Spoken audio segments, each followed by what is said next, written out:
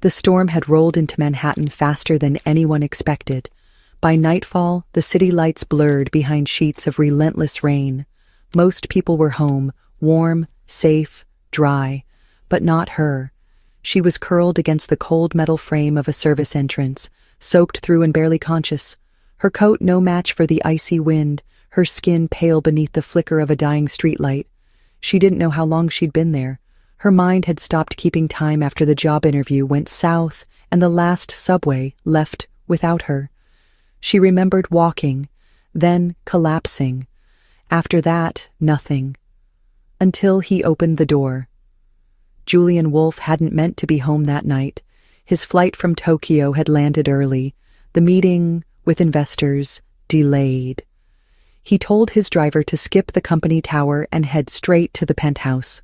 He needed silence, whiskey, solitude. But what he found instead was a girl, no, a woman half-curled at his doorstep, soaked to the skin, shaking so violently it looked like her bones might break. She didn't look up when he knelt beside her. Her lips were blue, her eyes glassy. She was trying to speak but couldn't. Her breath came in ragged, shallow gasps. He checked her pulse thready, skin temperature dangerous. She was in hypothermic shock. She needed heat, now. He didn't call anyone, no time. He carried her in, arms cradling her like a weightless bundle of soaked fabric and silence, her head resting limply against his chest. Inside, he laid her gently on the leather chaise near the fireplace, cursed under his breath, and began unbuttoning her coat. But it was useless, every layer was drenched. Julian hesitated for the briefest second, then his training took over. Strip the wet clothes, dry the skin, get warm fabric against her body, keep her breathing. He peeled her sweater off first, carefully, revealing a thin, cotton tank top clinging transparently to her chest. His hands froze. She wasn't wearing a bra. He swallowed hard, looked away, then forced himself to continue. He whispered apologies she couldn't hear, hands working methodically, as if clinical detachment could shield him from what he was seeing. Pale curves, goosebumped skin, a faint scar across her hip, delicate ribs rising and falling just barely. He wrapped her in a heated blanket, adjusted the thermostat, then sank down beside her, pulse thudding like he'd just sprinted 5 miles. She stirred minutes later. Her eyes opened slowly, blinking up at the ceiling. Then she saw him. Her breath caught. So did his. "Where am I?" Her voice was a threadbare whisper. "You collapsed outside," he said gently. "I brought you in. You were freezing. I had to—" He stopped. "Get you warm." She looked down. Her expression shifted from confusion to horror. She yanked the blanket tighter. "Did you see?" He held her gaze. "Only what I needed to see, to save you." There was silence. Heavy. Fragile. Then she whispered, not accusing, not ashamed, but almost like she was confessing to herself, "No one's ever seen me like that." And Julian, a man who had built empires and broken hearts, felt something fracture quietly inside him. He only meant to save her life, but what he touched changed his own. Ava Wells hadn't planned to end her day, shivering half-naked in a billionaire's penthouse. She hadn't even planned to leave the apartment that morning. But the electricity had been cut again, the refrigerator smelled like rot, and the landlord had stopped answering her calls. The job interview at Brantley and Finch had been a long shot, a desperate attempt to break free of underpaid gigs and mounting debt. She'd dressed carefully in her only blazer, ironed her resume against the kitchen counter, and taken the bus 3 stops past her zone just to arrive 20 minutes early. But it didn't matter. The woman at the front desk had looked her up and down like she didn't belong. The hiring manager didn't even glance at her portfolio. "Not the profile we're looking for," he said. She barely made it outside before the rain started. Now, 12 hours later, She sat wrapped in a blanket that probably cost more than her entire rent for a year, in a room with art pieces she didn't recognize, and floors that echoed when she shifted her weight. Julian Woolf watched her from across the space, leaning against a marble column with a glass of something amber in his hand, eyes unreadable. She had stopped trembling. The heat had returned to her fingers, but inside, a new kind of chill was settling in. "I should go," she said softly, breaking the silence. "I'll call a cab." "You're in no state to go anywhere." His voice was calm but firm, like he was used to being obeyed. She flinched slightly at the tone. He noticed and softened. "You passed out from hypothermia. Just rest. When you're ready, I'll get you home." Ava nodded once. She didn't thank him, didn't know how. She hated owing people, especially men like him, men who looked like they had always had the upper hand. He was older, maybe mid-30s, with sharp features and a stillness about him that felt rehearsed. Everything about him screamed control. Control of time, space, emotion. The kind of man who didn't raise his voice because he never needed to. She didn't know his name yet, but she knew the type. And yet, he hadn't looked at her the way most men did when they saw vulnerability. He hadn't taken advantage of the moment. He'd moved with precision, with discomfort even, like stripping her out of wet clothes had been more difficult for him than for her. That detail stuck with her, made her feel something unexpected. Not attraction, not gratitude, something else. Awareness. "I didn't get your name," she murmured, more to herself than to him. He sipped his drink. Julian Woolf." She turned her head slowly. "Wolf? Like Wolf Enterprises?" He gave the faintest nod. "The same." Ava almost laughed. Of course, only her luck would land her half-naked in the apartment of one of the most elusive, stone-hearted billionaires in Manhattan. She remembered seeing his name in Forbes, some profile about his ruthlessness in acquisitions and how he never dated anyone longer than 2 weeks. The media painted him like a myth, cold, brilliant, untouchable. And now he'd seen her body before he even knew her name. She pulled the blanket tighter around her chest, suddenly hyper-aware of how much skin was still exposed beneath it. "I didn't ask for help," she said quietly, not accusing, just stating. "I didn't offer. I reacted." His voice had no apology in it. "Would you rather I had left you there?" She bit her lip, eyes falling. "No." "Then don't punish yourself for surviving." His words sank into her. Simple. Inevitable, like something she'd never given herself permission to believe. She hadn't meant to fall asleep, but exhaustion won. When she woke the next morning, the penthouse was quiet. A note sat beside her on the side table. "You're safe. I'll have someone drive you when you're ready. Jay." She read it twice, then 3 more times. She didn't know what to make of it. A week later, she started a temp job her advisor had set up executive assistant to a corporate legal team on the 40th floor of the Wolf Tower. She needed the money, said yes before hearing the company name. When she walked into the building, her heart hitched, but she told herself the odds of seeing him again were slim, until she stepped off the elevator and found him standing in the lobby, speaking to a group of partners. He saw her. She saw him. Their eyes locked, and in that single moment, every thread of that night came flooding back his hands, the blanket, her shivers, his restraint. He raised an eyebrow just slightly. Recognition. Nothing more. She dropped her gaze and walked past, but inside something cracked open. She had barely survived that night, but now she had to work under the man who had stripped her without wanting anything back, and that made everything more dangerous. He wasn't just her savior, he was now her boss. Ava didn't know what unnerved her more, the way Julian Woolf seemed to ignore her presence entirely, or the way she couldn't stop sensing his. He didn't speak to her directly during those first few days. He didn't hover, didn't acknowledge their connection, didn't look at her with anything resembling recognition.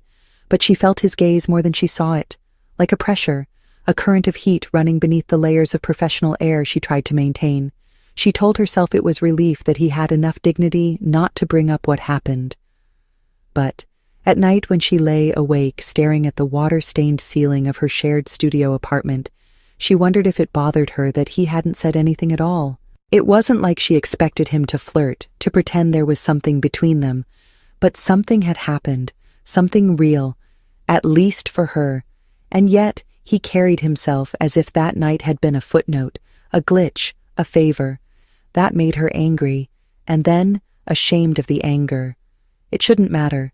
She was just an assistant, a temporary one at that. She didn't even technically report to him, but Wolf Tower was designed like a vertical kingdom, and Julian was the throne no one dared glance at for too long. Every hallway seemed to echo with his presence. Every time she heard the soft knock of his shoes on the floor outside the legal department, her spine straightened, her breath caught. He never said anything inappropriate, never acted unprofessional, but he lingered just long enough to be felt.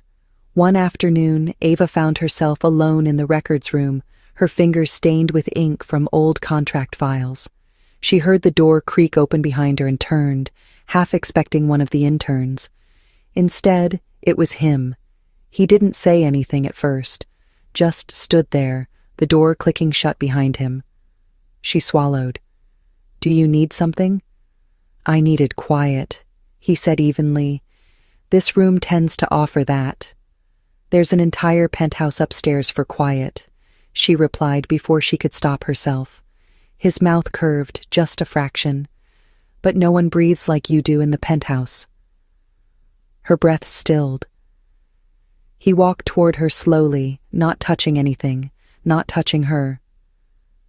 "That night," he said, voice lower, "you think I forgot?" She shook her head. "I think you pretended it didn't matter." "I never pretend," he said. "I just don't let on."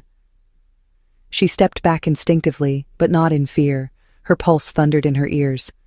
"You're my boss." "No," he said, still not closing the distance. "Technically, I'm not. You're assigned to the legal department, but you're in my building, in my orbit, and I can't seem to stop noticing you." The air between them pulsed. "Why didn't you say anything before?" she asked. "Because the moment I say it, I don't know how to stop." She blinked. "Say what?" "That I remember every second of peeling wet fabric from your skin, not with desire, with dread, because I didn't know if you'd survive. And then you opened your eyes and I saw something I hadn't seen in years." "What?" she whispered. "A woman who didn't want anything from me, not my money, not my name, just warmth." She looked down. "I didn't want to be saved. I wanted to disappear."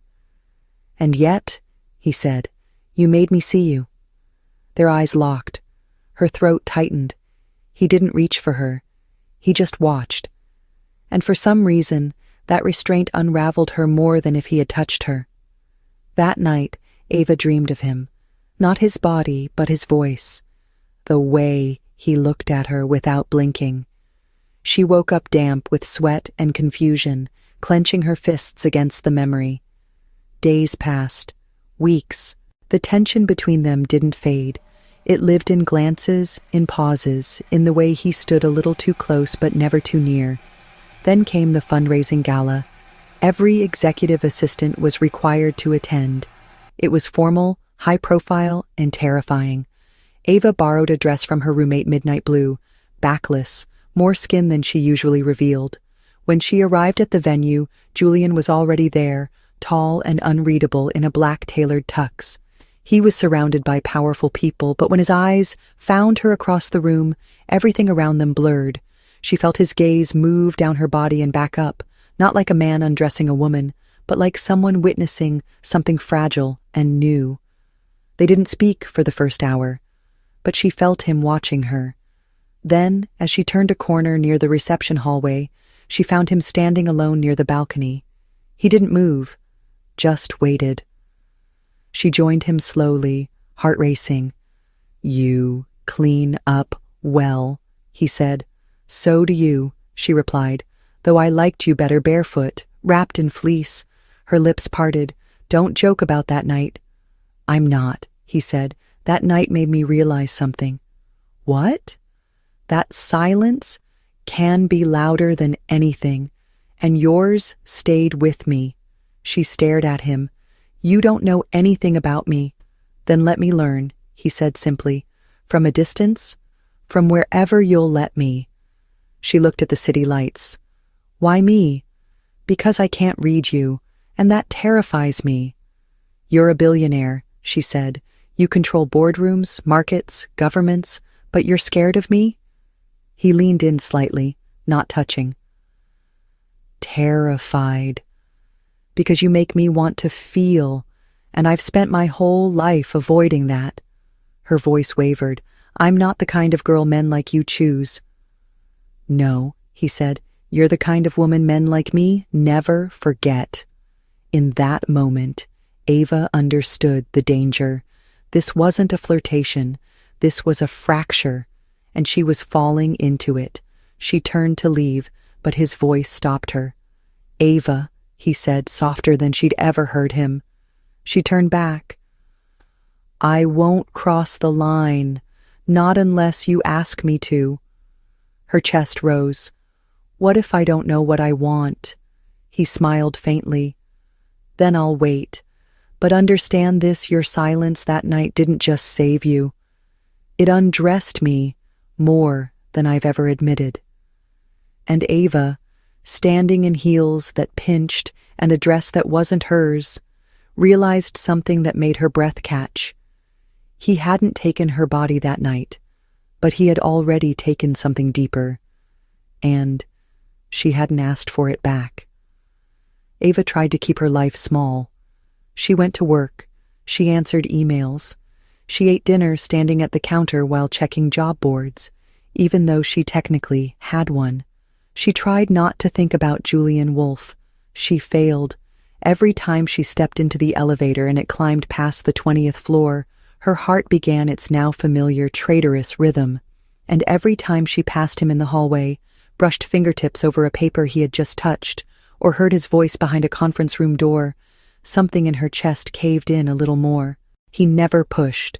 That almost made it worse. He let her come to him, let her avoid him, let her run in circles around her own hesitation. He watched her, always, not like a predator, like a man trying to memorize something beautiful he wasn't sure he was allowed to keep. One afternoon, she found a package on her desk. No note. Inside, a first edition of a book she'd once mentioned in passing, Pablo Neruda's Lost Poems. She stared at it for a long time before placing it gently inside her drawer, unopened. That night, her roommate asked her why she was so quiet. Ava shrugged. "I think I'm being seen, and I don't know if I'm ready for it." Her roommate blinked. "By who?" Ava hesitated. "Someone who sees too much." At work, things shifted. He started passing her notes, brief ones, typed on cardstock, simple observations, a quote she had mentioned, a time she got coffee instead of tea. He was paying attention, not for control, but for connection. Then came the day he asked her to accompany him to a private charity function, just as an extra hand, he said. Last minute. She said yes before her brain caught up.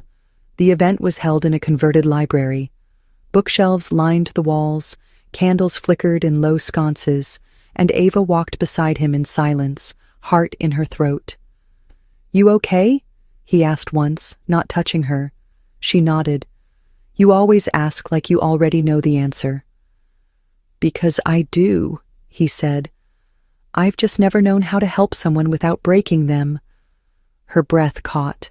They stepped onto a balcony for air. Below them, the city glimmered. "I never thanked you," she said quietly. "For what?" "That night. For saving me." For not taking more than you needed. His eyes darkened. That's not who I am. Maybe not, she said, but I've met enough men who are. What happened to you? He asked, the question so quiet, it almost didn't make it past the breeze. Ava looked out at the skyline. My mother left when I was 13. My father drank. The first man who touched me didn't ask permission. The second did, but only once. Julian didn't flinch. And the third? She turned to face him. That was you, and you didn't take. You gave. He stepped closer, still not touching. I didn't know then. About you. About what you'd been through. And now? She asked. Now I can't unknow it, he said. Now I understand why you looked at me like I was fire. I was afraid of burning, she whispered. And I was afraid of being cold forever, he replied. For a moment, the silence between them was warm. Safe. Then Ava asked the question she'd held back for weeks. Who did you lose? Julian's jaw tensed. He looked away. Her name was Elise. Ava waited. We were engaged. She was the only one who ever made me forget the numbers. Then the crash happened. Ava's breath hitched. You were in it? I walked away. She didn't. I built a company after that. I built walls. I told myself I was better off alone. And now? She asked again. He looked at her, really looked. Now I see someone who makes me want to dismantle everything. She didn't reply. She couldn't. The next morning, the headlines hit. Someone had leaked a blurry photo Julian leaning close to Ava on the balcony. The caption read, Wolf's mysterious new flame, intern or interest. Her email exploded. Her supervisor asked for a word. Julian went silent. Not cold, just withdrawn. That silence was louder than any tabloid. When she confronted him, he was standing in his office, staring at a wall of glass like it held answers. You saw it? She said. He nodded. It doesn't matter? She added. It will, he replied. Not to me, she said, voice steady. Only to the people who already wanted to break me. He turned then, walked toward her. Ava, you deserve better than backdoor secrets and whispers. Then tell them, she said. Tell the board, tell the staff, tell whoever you need to, but don't pretend I don't exist just because it's convenient. He stared at her for a long moment. I'm not afraid of you, he said. I'm afraid of what you make me feel. Then stop being afraid, she whispered. I already did. That night, when you stripped me of everything I used to hide behind. He exhaled. You say it like I did something to you. You didn't, she replied. You saw me, and I haven't been able to go invisible since. His voice softened. Then maybe I need to stop trying to disappear too. She stepped forward, just once. What now? He smiled faintly. Now, I either lose everything I built, or gain something I never thought I could have. And Ava, for the first time in a long time, didn't look away. She said nothing, but in her stillness, in her gaze, there was an answer he could feel, down to the bone. The building emptied slowly that Friday evening. Most employees left early, escaping into the pulse of New York before the weekend swallowed the skyline. Ava stayed late. Her mind wasn't on the last draft of the compliance report, or the open tabs blinking across her screen. It was on him, on the man who had watched her from across glass boardrooms like she was both fire and salvation. On the way, his silence said more than other men's declarations. On the way, he had said nothing today, and still, her entire body felt tuned to his presence. She told herself she was staying to finish work. She told herself it was easier than going home. But when her screen dimmed and the office lights flickered to night mode, she knew she was lying. She walked down the corridor toward the executive wing without knowing what she would say. She told herself she would just return the file he left in her inbox. But the file was in her hand, and her feet were already moving. His office door was open. He stood by the floor-to-ceiling windows, jacket off, shirt sleeves rolled, the city lights casting faint gold onto the edges of his profile. He didn't turn when she entered, but she knew he heard her. The silence between them was a living thing. Ava cleared her throat. "You forgot this," she said, holding up the folder. Julian didn't answer immediately. Then, "I didn't forget." She hesitated. "Then why?" "Because I knew it would bring you here." She froze. He turned finally, and his eyes were different tonight. Softer, tired, open. He took a step forward. "Close the door, Ava." Her hand trembled slightly as she did. When she turned back, he was closer. "I've tried," he said. "Tried to keep this professional. Tried to keep you at a distance, but every time I look at you, something in me wants to break its own rules." Her throat tightened. "You don't get to say that unless you mean it." "I do." "Then why haven't you touched me?" His jaw flexed. "Because touching you won't be enough, and I'm afraid that once I start, I won't be able to stop. And if this is just a moment to you, I can't survive it." She stepped closer, slowly, until their breath shared the same air. "What if it's not just a moment?" He blinked. "Ava, what if I want you to touch me?" His hands didn't move. "You don't know what you're asking." "I do," she said, voice low. "I know exactly what I'm asking. I'm asking for the truth. I'm asking you not to leave me wondering what we are." He exhaled slowly, like she had knocked the breath from his lungs. Then, gently, almost reverently, he reached up and touched her face. Just once, fingertips along her jaw. "The night I stripped you out of those clothes, I did it to save your life, but I've spent every night since trying not to imagine what it would be like if you let me do it again. Not to save you, just to hold you." She didn't flinch. "Then stop imagining." He moved closer. One hand slid behind her neck, the other across her lower back, and she melted into him without resistance. Their first kiss wasn't desperate. It was slow, careful, like unwrapping something fragile. His lips were warm. She trembled, not from fear, but from recognition. Their bodies pressed together, and she gasped against his mouth, overwhelmed not by what he did, but by what he didn't do. He didn't rush, didn't demand. He waited, always waiting for her to lead. She tugged gently at the buttons of his shirt, one by one, and he let her. He watched her like she was a sunrise he didn't want to blink through. "I've never," she began, but couldn't finish. "I know," he said, "and I'm not here to take anything, just to receive what you're willing to give." "All of it," she whispered. "I want to give you all of it." He swallowed hard. "Then come here." They moved to the couch, the city forgotten, behind them, the room lit only by the glow of glass towers and distant stars. Her dress slid from her shoulders. His hands trembled when they touched bare skin, not from hunger, from reverence. She guided his hand to her chest, breath shallow. "You're not afraid?" he asked. "Only of waking up tomorrow and finding out this wasn't real."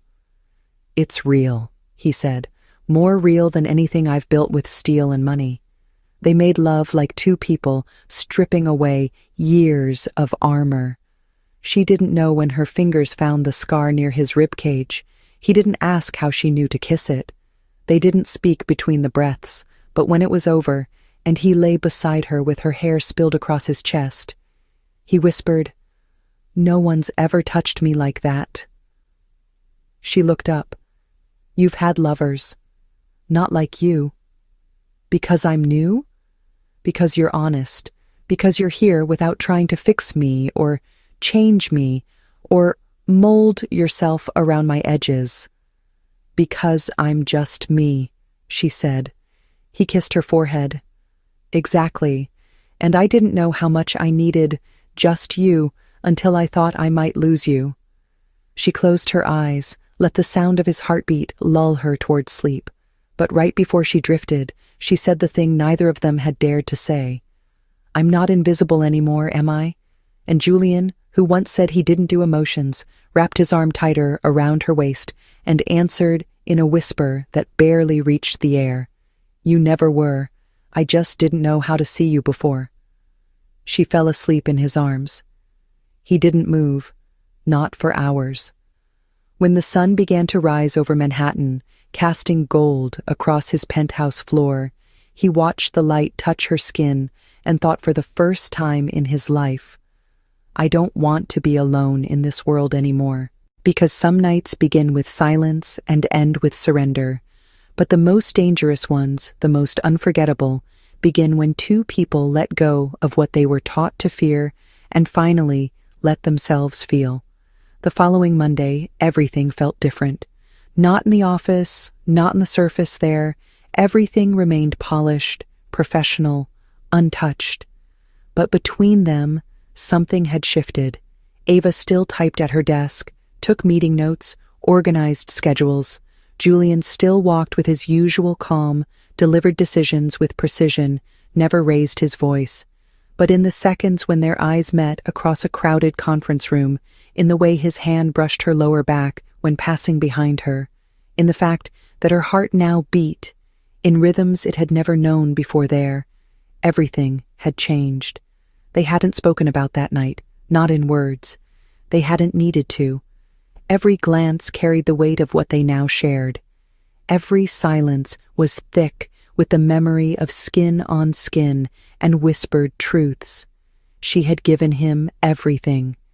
And for once, she hadn't regretted it. Not when she woke beside him. Not when he kissed her like she was the first thing in the world that had ever made him feel human. But happiness was not something Ava trusted easily. And it didn't take long for the world to remind her why. It started with a phone call. She was in the copy room when her phone buzzed. Her roommate's voice came through the other end, tight with nerves. "Ava, I don't want to freak you out, but there's a reporter outside the building. She asked for you by name." Ava's breath caught. What did she want? "She said she's with a gossip blog, that she had questions about your relationship with Julian Wolfe." The word burned. Ava thanked her, hung up, and leaned against the wall, her chest tightening. It wasn't supposed to happen like this. They had been careful. No photos, no hand-holding in public, just stolen moments behind locked doors. But the world always found a way in, and by the time she made it back to her desk, the storm had broken. An email from HR. A screenshot of a headline. "Wolfe's assistant or Wolfe's mistress. Sources claim private favoritism in the executive suite." The article didn't use her name directly, but it didn't have to. The details were clear. The timing, the department, the description of a shy brunette with no previous corporate experience. She didn't move, didn't blink, until she saw him. Julian stood at the end of the hallway, a folder in his hand, his posture frozen, their eyes locked. His expression wasn't shock. It was something worse. Regret. By noon, she was called into HR. The meeting was short, tense. Phrases like reputation risk and conflict of interest were used. They didn't ask if the story was true, only if she would be willing to step away for the good of the company. She said nothing, just nodded, packed her things, left. Julian didn't stop her. Not that day, not the next. The silence was the worst part, not the article, not the whispers, but the fact that he didn't come for her, that he let her walk away like she had never existed. She tried not to check her phone, tried not to wait, but every vibration lit hope in her chest like firecrackers. Every silence was another cut. She stayed inside, took freelance gigs, avoided social media. Her body still remembered the feel of his hands. Her heart still carried the sound of his voice when he whispered her name into her shoulder. But he had let her go. And that, more than anything, broke her. Until the knock came. 12 days after she disappeared, the knock came. She opened the door to find him standing there, rain dripping from his coat, his eyes darker than she remembered. "You shouldn't be here," she said. "I know." You let them humiliate me. I didn't stop it, he agreed. That's not the same as letting it happen. It feels the same. He didn't speak for a long moment. Then he said the word she never expected to hear from a man like him. I panicked. You? She said bitterly. The great Julian Wolfe panicked? You make me forget how to control things, he said. That scares the hell out of me. You don't get to use fear as an excuse. I was the one with everything to lose, and I lost it. You didn't lose me, he said. Didn't I? She asked. Because I was there, waiting, and you disappeared. Because I didn't know how to fix it.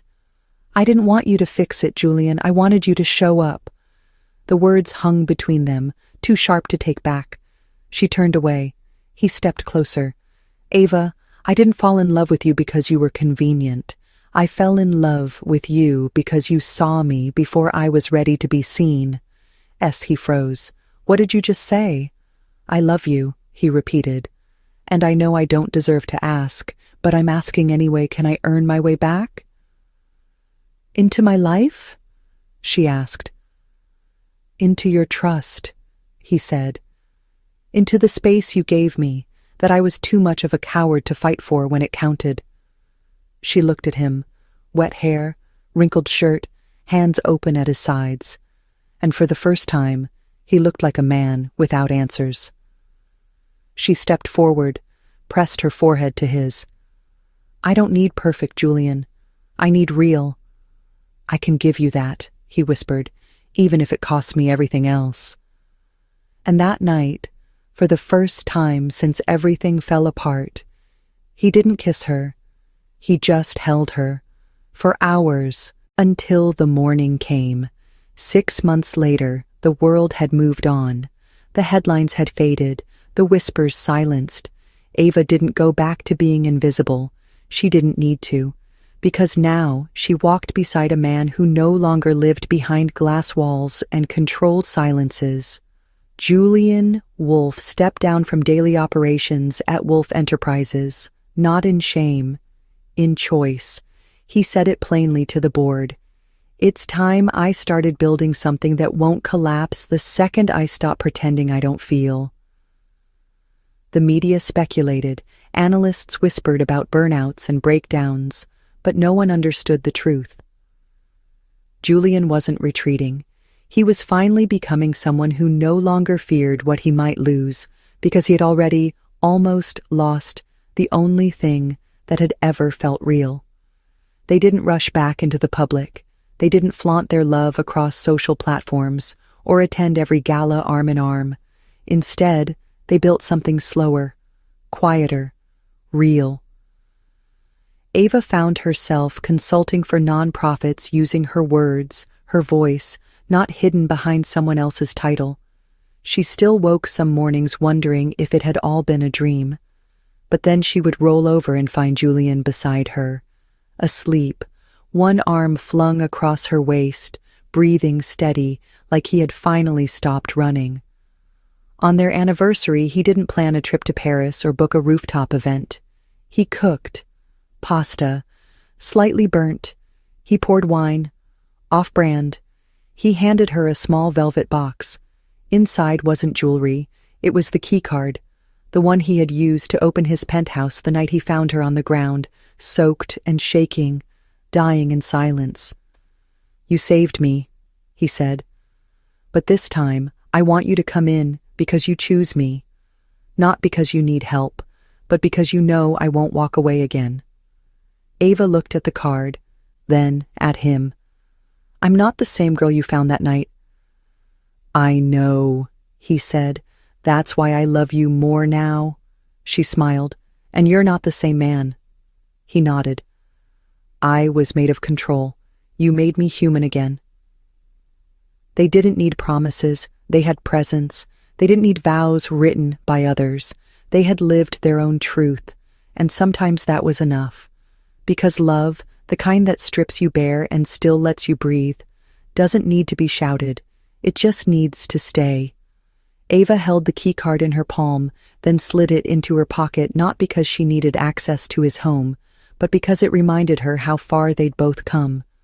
From a soaked body in the rain, from silence, from power used as armor, to this, to something whole, real, unshakable.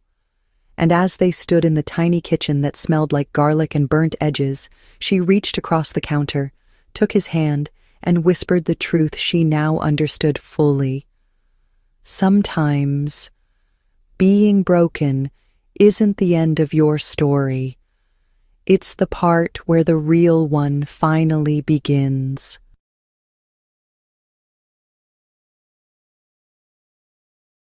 In the quiet town of Willow Creek, Oregon, where the wind whispers through the pines and the streets barely hum with life, lived a young woman named Claire Donovan.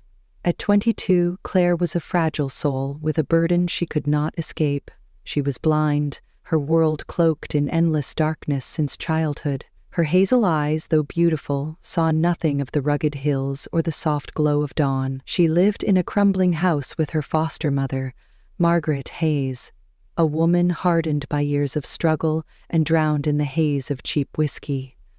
To Margaret, Claire was not a daughter but a weight, a reminder of dreams that never took flight.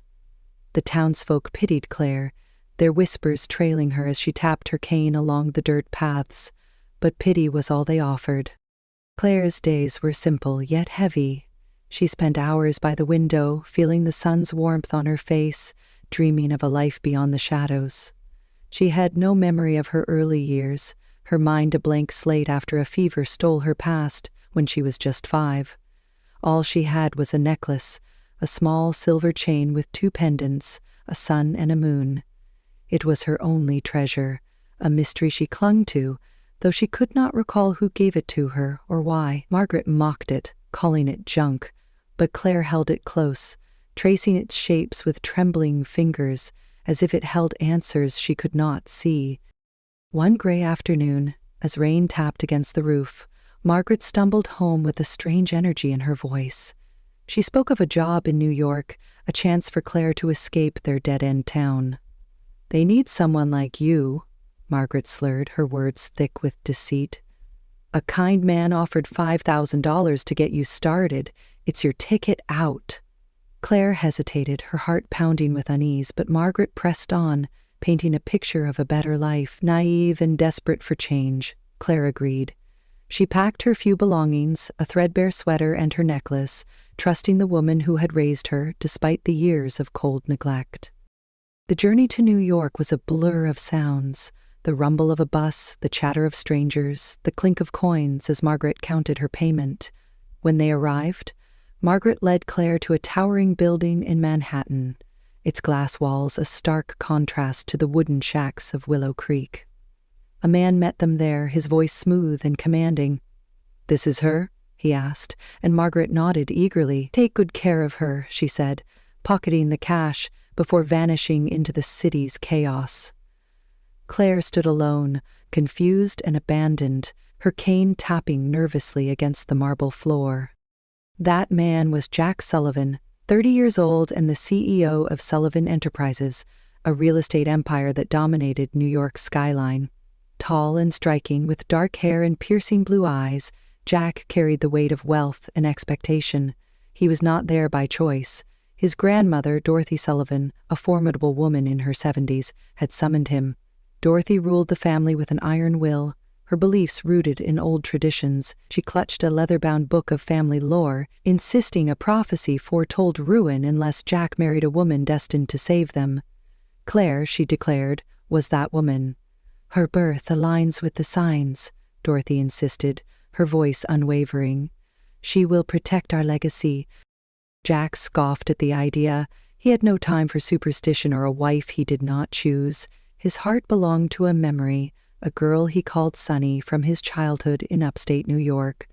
They had been inseparable, 2 kids running through fields under a summer sky. He gave her a necklace with a sun and moon, promising to marry her one day beneath the stars. Then she vanished, lost to a tragedy he could not recall, leaving him with guilt and a vow to find her. That promise haunted him, a flicker of light in his cold, calculated world. But Dorothy would not relent. "Marry her or the family falls," she warned, her eyes glinting with resolve. Reluctantly, Jack agreed, though his resentment simmered. Claire was brought to the Sullivan Mansion, a sprawling estate on Long Island, its halls lined with portraits of stern ancestors. She felt the shift in the air, the weight of wealth and disdain. The family saw her as an intruder, a blind girl from nowhere, unworthy of their name. Jack barely spoke to her, his presence a shadow that chilled her more than comforted. Dorothy orchestrated their wedding, a rushed affair in the mansion's chapel. Claire stood in a borrowed gown, her hands shaking as she repeated vows she barely understood. That night, under Dorothy's watchful eye, Jack fulfilled his duty in silence.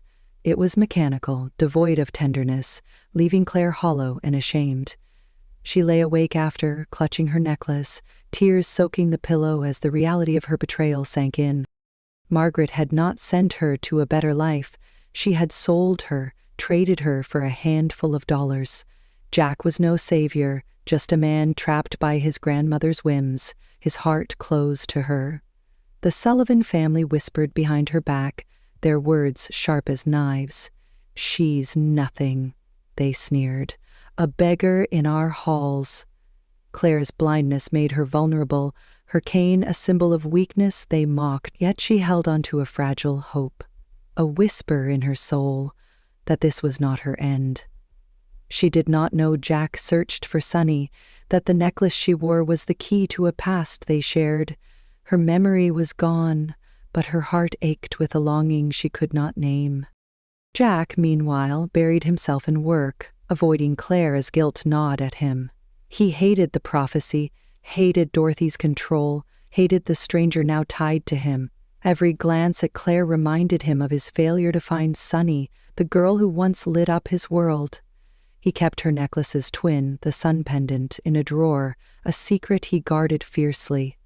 Dorothy watched them both, convinced Claire was their salvation, blind to the storm brewing within her grandson. The stage was set, a fragile union built on lies and loss, ready to unravel in ways no one could foresee. Claire's life in the mansion began as a prisoner in a gilded cage. She traced the walls with her cane, learning the echoes of each room, her spirit bruised but unbroken. She did not know Vanessa Harper watched from the shadows, a woman with eyes on Jack and a hunger for power. Nor did she know her necklace held a truth that would change everything. For now, she was alone, a blind girl sold into a world that scorned her, her heart whispering of a love she could not remember, a love that might yet find her again. Claire Donovan's new life in the Sullivan Mansion on Long Island was a prison of whispers and shadows. The grand halls, with their polished floors and towering chandeliers, offered no warmth to her darkened world. At 22, she navigated her blindness with a cane, its soft taps echoing through rooms where she felt like a ghost. The Sullivan family treated her with thinly veiled contempt, their voices dripping with scorn whenever she passed. Jack Sullivan, her husband of mere weeks, was a distant figure, his presence fleeting and cold. He spent his days locked in his office at Sullivan Enterprises in Manhattan, leaving Claire to face the disdain alone. She clung to her necklace, the sun and moon pendants her only comfort, a lifeline to a past she could not recall. Unbeknownst to Claire, a storm was brewing within the walls of her new home. Vanessa Harper, a sharp and ambitious employee at Sullivan Enterprises, had her sights set on Jack. At 28, Vanessa was a striking woman with auburn hair and calculating green eyes, her beauty a mask for a heart consumed by greed. She had climbed the ranks with ruthless precision, but she wanted more. Jack's power, his wealth, and his name. Vanessa knew of Jack's obsession with Sunny, the childhood friend he longed to find. She overheard him once, late at night in his office, confiding in his assistant Greg Foster about the necklace with the sun and moon pendants. "Sunny was my everything," Jack had murmured, his voice raw with longing. "I'll never stop looking for her." That moment planted a seed in Vanessa's mind, a plan as cunning as it was cruel. Greg Foster, a lanky man in his 30s with a quiet demeanor and hidden resentment, became her ally. Greg had served Jack loyally for years, but envy festered beneath his calm exterior. He craved the life Jack led, the power he wielded, and Vanessa promised him a share of it. One evening, as Claire sat alone in the mansion's library tracing the edges of a book she could not read, her necklace slipped from her neck and clattered to the floor. Vanessa, passing by on her way to deliver reports, spotted it gleaming in the dim light. She picked it up, her fingers curling around the pendants, a smile tugging at her lips. "This is it," she whispered to herself, the key to Jack's heart now in her grasp. Vanessa wasted no time. She met Greg in a shadowed corner of the Sullivan Enterprises building the next day, her voice low and urgent. "We can use this," she said, holding up the necklace. "I'll become Sonny. You know his stories, his memories. Tell me everything." Greg hesitated, his loyalty to Jack flickering, but Vanessa's promise of wealth tipped the scales.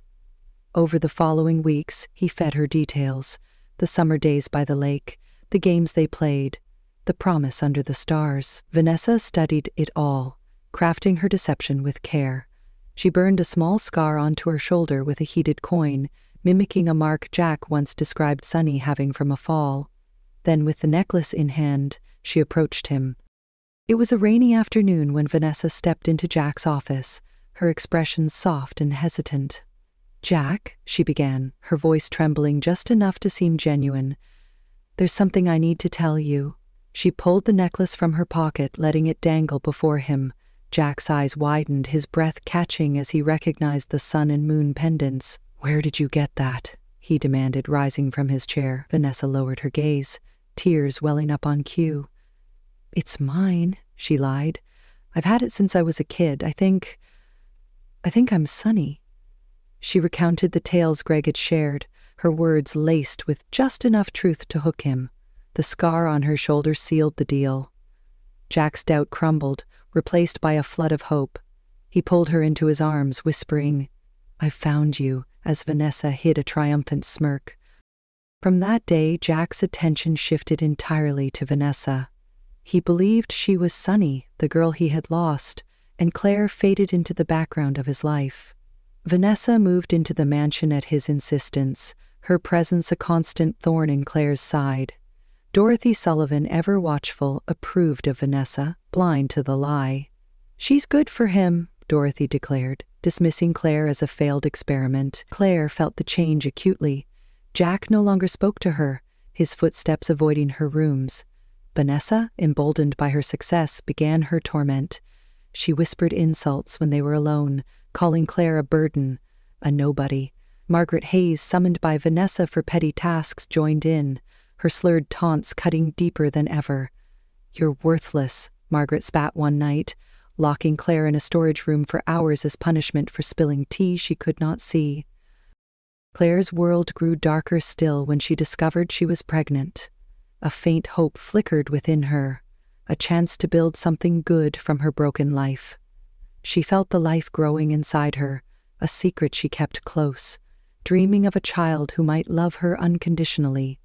But Vanessa sensed the shift in Claire's demeanor, the subtle glow beneath her pain. She would not let it stand. At a private dinner in the mansion, attended only by the family and a few staff, Vanessa struck. She waited until Claire rose to leave, her cane tapping uncertainly, then tripped her with a swift foot. Claire tumbled down a short flight of stairs, her cry echoing through the silent hall. Pain seared through her, and by the time a maid found her, blood stained her dress. The doctor confirmed her worst fear: the baby was gone. Jack arrived hours later, summoned by Dorothy, his face a mask of indifference. "What happened?" he asked, his tone flat. Vanessa clung to his arm, tears streaming as she lied. "She fell on her own. She's so clumsy." Claire, weak and grieving on a guest room bed, whispered through sobs, "She pushed me." But Jack turned away, his belief in Vanessa unshaken.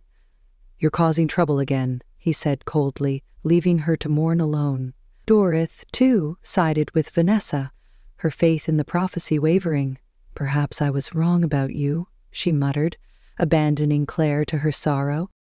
Desperate and shattered, Claire confronted Jack the next day in his study. "I can't do this anymore," she said, her voice trembling but firm. "I want a divorce." She stood before him, her cane clutched tightly, her blind eyes glistening with unshed tears. Jack barely looked up from his papers. "You're my wife by law," he replied, his words sharp. "Live with it." Vanessa, lurking nearby, smirked as Claire stumbled out, her plea ignored. The loss of her child broke something in Claire, but it also kindled a spark of defiance. She retreated to her room, clutching her necklace, its pendants warm against her skin. She did not know its meaning, but it felt like a promise, a whisper of strength she would soon need. Jack, meanwhile, sank deeper into Vanessa's web. He showered her with gifts, took her to dinners in the city, convinced he had reclaimed his lost love. Vanessa played her role flawlessly, feeding him stories of their supposed past, her lies tightening around his heart. Greg watched in silence, pocketing payments from Vanessa, his guilt buried beneath ambition. Dorothy beamed at the pair, oblivious to the truth. Claire, alone in her grief, became a shadow in her own home, her spirit battered but not yet broken. She could not see the path ahead, but fate was shifting, ready to pull her from the darkness into a light she had never known. The necklace, her silent companion, held secrets she could not yet grasp. It tied her to Jack in ways neither understood, a thread from a childhood lost to fever and time. Vanessa's triumph was fragile, built on stolen moments and a borrowed trinket. Claire's pain was a crucible, forging her for the trials to come. The mansion, once her cage, would soon be the stage for a reckoning none of them could foresee. Claire Donovan's world had crumbled within the cold walls of the Sullivan Mansion on Long Island. At 22, she was a shadow of herself, her blindness a constant reminder of her isolation. The loss of her unborn child, taken by Vanessa Harper's cruelty, left her hollow. Her pleas for divorce had fallen on deaf ears, Jack Sullivan's indifference cutting deeper than any blade. The necklace with its sun and moon pendants remained her only solace, a fragile link to a past she could not recall. She spent her days in a small room at the edge of the estate, tracing its shapes, her spirit bruised but stirring with a quiet resolve. The whispers of the Sullivan family faded into background noise, their scorn no longer her focus. Something within her was shifting, a spark of strength she could not yet name. Meanwhile, across the country in Los Angeles, a man named Richard Langley sat in his sprawling office atop the Langley Corporation tower. At 60, Richard was a titan of industry, his silver hair and sharp gray eyes commanding respect. His wealth was vast, his influence unmatched, but his heart carried a wound that never healed. 20 years ago, his daughter Emily had been stolen from him, kidnapped at 2 years old during a chaotic moment at a crowded fair. The police searched for months, but the trail went cold. Richard never stopped looking, funding private investigators and a nonprofit called Lost and Found, dedicated to reuniting families. One day a breakthrough came. A volunteer flagged a case from Willow Creek, Oregon. A blind girl named Claire Donovan, abandoned by her foster mother, matching Emily's birth date and a faint description of a necklace she wore as a toddler. Richard's pulse raced as he read the report. He dispatched a team to New York, where Claire now lived, their mission discreet but urgent. On a crisp morning, as Claire sat by her window feeling the autumn breeze, a knock echoed through her room. She tensed, expecting Vanessa or Margaret Hayes with more venom. Instead, a gentle voice spoke. "Miss Donovan, my name is Sarah from Lost and Found. May we talk?" Claire nodded, wary but curious. Sarah explained everything, the kidnapping, the necklace, the years of searching. "We believe you're Emily Langley," she said softly. "Your father wants to meet you." Claire's hands trembled around her pendants, her mind reeling. She had no memory of a father, no proof beyond the necklace she could not explain, yet the hope in Sarah's voice tugged at her, a lifeline she desperately needed. Within days, Claire was on a private jet to Los Angeles, her cane replaced by Sarah's guiding hand. Richard waited at his mansion in Beverly Hills, its white columns and manicured gardens a world apart from Willow Creek.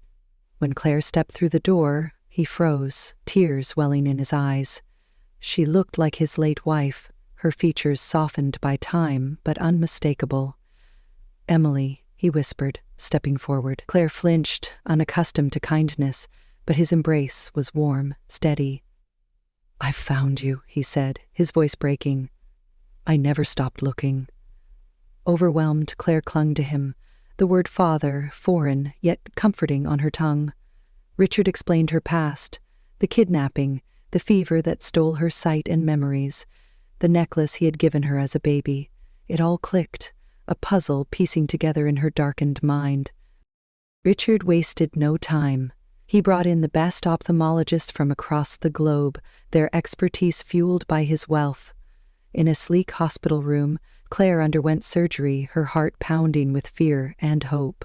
When the bandages came off days later, light flooded her world for the first time in years. She blinked, tears streaming as she saw Richard's face, his gray eyes shining with pride. Colors danced before her, the blue of the sky, the green of the trees, the warmth of her father's smile.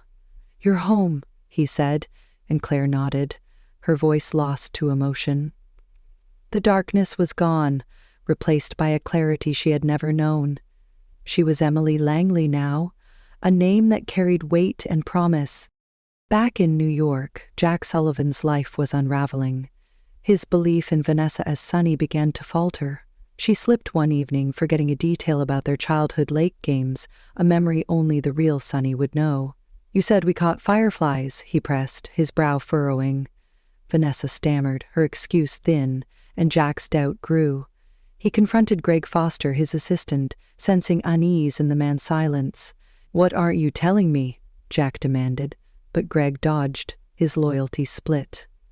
Jack's unease deepened as Sullivan Enterprises faced a crisis. Derek Marshall, a rival real estate mogul, had launched a quiet assault, buying up shares and spreading rumors of instability. Vanessa, cozying up to Derek, fed him secrets, her ambition blinding her to the fallout. Richard saw Claire's potential and gave her a new purpose. "You're my daughter," he said one evening, handing her a folder. "I want you to lead Langley Corp's New York branch." Claire hesitated, her confidence fragile, but Richard's faith steadied her. She returned to New York, no longer the blind girl in a borrowed gown, but a woman with power and vision. Her first act was to face Margaret Hayes, who had slunk back into her life demanding money. "You sold me," Claire said, her voice steel as she stood in a sleek office overlooking Manhattan. "You have no claim here." Margaret shrank under her gaze, fleeing in shame. The Sullivan family, too, felt her presence. Dorothy Sullivan, frail but defiant, met her with grudging respect. "You've changed," she admitted, though her allegiance remained with Vanessa. Claire's transformation was not just physical. She dove into her role, her mind sharp and her will unbroken. She hired investigators to trace her past, piecing together fragments of her lost years. One night, poring over old photos Richard sent, she paused at an image of a boy with dark hair, laughing by a lake. Jackie, the caption read, a nickname from her father's notes. Her heart stuttered. Could it be Jack? The necklace, the promise under the stars, the fever that erased it all. She pushed the thought aside, unwilling to trust a man who had hurt her so deeply. Yet the seed was planted, a question she could not ignore. Jack, meanwhile, grappled with his crumbling empire. Sullivan Enterprises teetered as Derek's maneuvers tightened their grip. Vanessa clung to Jack, her lies fraying at the edges. "I'm your Sonny," she insisted, but her words rang hollow. Dorothy watched, her faith in Vanessa shaken, but not yet broken. Claire's return to New York sent ripples through their world. She attended a gala hosted by Langley Corp., her elegance turning heads, her eyes now seeing the faces that once mocked her. Jack saw her there, a stranger in a sapphire gown, and something stirred in him, a flicker of recognition he could not place. Vanessa noticed, her jealousy flaring, her grip on him tightening. Claire began to fight back, her strength growing with each step. She confronted Vanessa at the gala, her voice calm but cutting. "You don't belong here," she said, her gaze piercing. Vanessa smirked, unfazed, but Claire's resolve held firm. She turned to Jack, who stood silent, his eyes searching hers. "You don't know me," she said, walking away, leaving him unsettled. Richard supported her from afar, his pride evident in every call. "You're my daughter," he reminded her. "No one can take that away."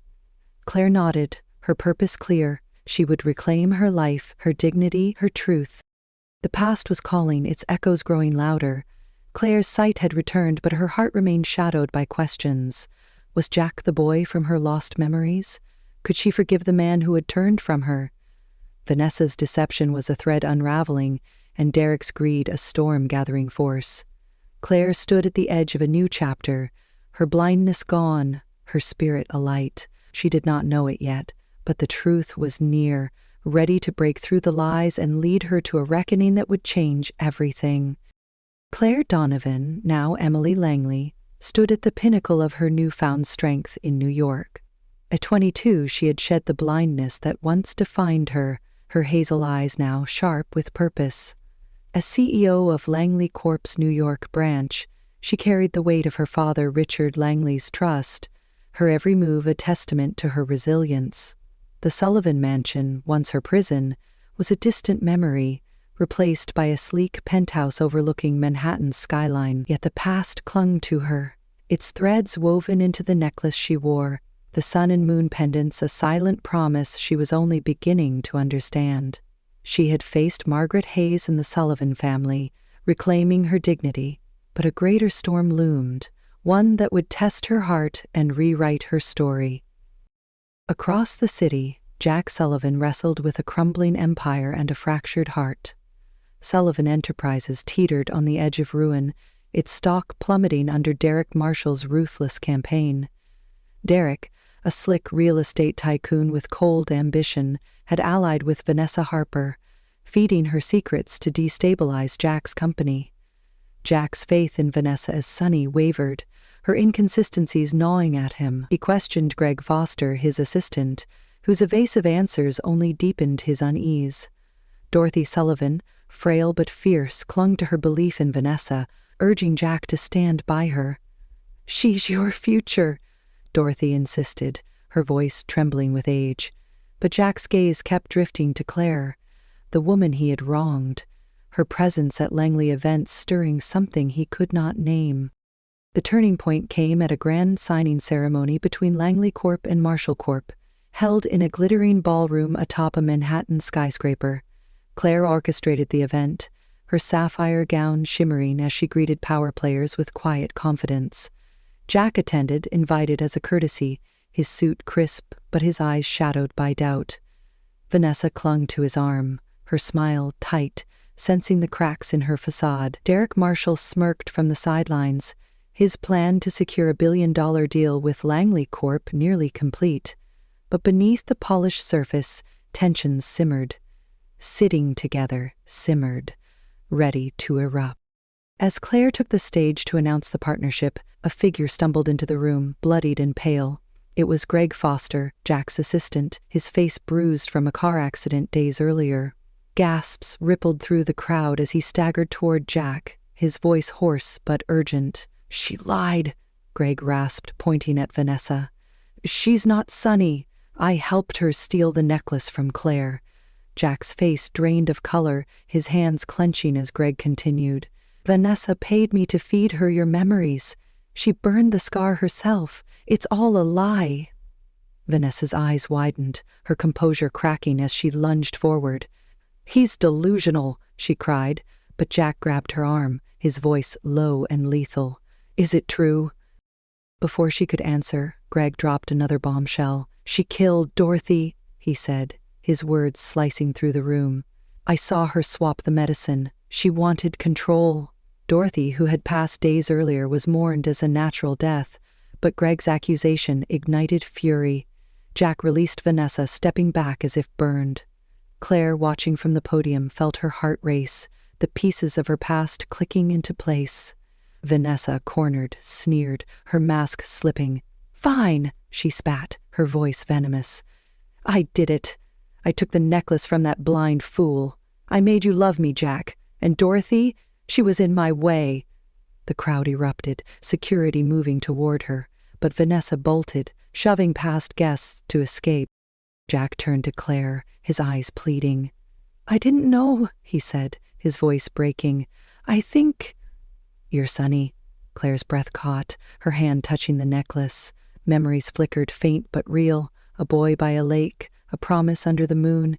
"Jackie," she whispered, the nickname from her father's photos surfacing. Before she could process it, an aide rushed in, breathless. "Vanessa's gone. She left a note, luring you to a warehouse in Queen." Claire's resolve hardened. "I'm going," she said. Jack nodding grimly. "Me too." They arrived at the abandoned warehouse under a stormy sky, its rusted walls creaking in the wind. Vanessa waited inside, her auburn hair wild, a knife gleaming in her hand. Derek Marshall stood beside her, his suit rumpled, his plan unraveling. "You ruined everything," Vanessa snarled, lunging at Claire. Jack shoved Claire aside, taking a shallow cut to his arm as he wrestled Vanessa back. Derek grabbed Claire, his grip bruising, but she twisted free, her strength born of years of survival. "You don't own me," she hissed, shoving him into a stack of crates. Vanessa broke free, raising the knife again, her eyes manic. "If I can't have him, no one will," she screamed. Before she could strike, the warehouse doors burst open. Richard Langley stormed in, flanked by a private security team, their guns drawn. "Drop it," Richard barked, his voice thunderous. Vanessa froze, the knife clattering to the floor as guards seized her and Derek. Richard pulled Claire into his arms, his relief palpable. "You're safe, Emily," he said, using her true name. Jack, clutching his bleeding arm, sank to his knees before Claire. "I was wrong," he choked out. "You're Sonny. I promised you forever by that lake. I failed you." Tears streamed down his face as he pulled a crumpled letter from his pocket. Dorothy's last words. "She knew," he said. "She wrote, 'Claire is your salvation. Don't let her go.'" Claire's heart twisted, anger and love warring within her.